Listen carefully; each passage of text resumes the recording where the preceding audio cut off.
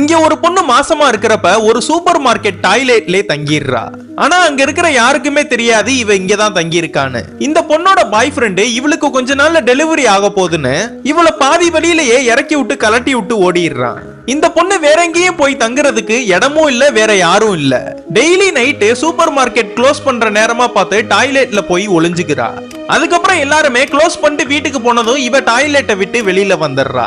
அங்கேயே இவ படிக்கிறதுக்கான புக்ஸ், எக்ஸசைஸ் பண்றதுக்கான டூல்ஸ், சாப்பிடுறதுக்கான ஸ்நாக்ஸ்னு எல்லாமே இருக்கு. அங்க தூங்குறதா இருந்தா கூட அந்த சூப்பர் மார்க்கெட்ல இருக்கிற ஒரு பிளாங்கெட்டை யூஸ் பண்ணி தூங்கிக்கிறா. காலையில ஆகிறதுக்குள்ள அங்க இருக்கிற கிளாக்ல அலாரத்தை செட் பண்ணிட்டு சீக்கிரமா எழுந்து அவ விரிச்சு படுத்த அந்த பெட்ஷீட்டை நான் இருந்த இடத்துல வச்சுட்டு குளிச்சுட்டு நல்லா ஃப்ரெஷ் ஆயிட்டு அங்க இருக்கிற ஒரு வேஸ்ட் ரூம்குள்ள போய் ஒளிஞ்சுக்கிறா. ஆள் வராத நேரமா பார்த்து வெளியில வந்துடுறா. கிட்டத்தட்ட 2 மாசமாவே யாருக்குமே தெரியாம இந்த சூப்பர் மார்க்கெட்ல தான் தங்கி இருக்கா. ஒரு நாள் இவளுக்கு குழந்தை பிறக்கிறதுக்கான நேரம் வந்ததும் வழியில கத்துறா.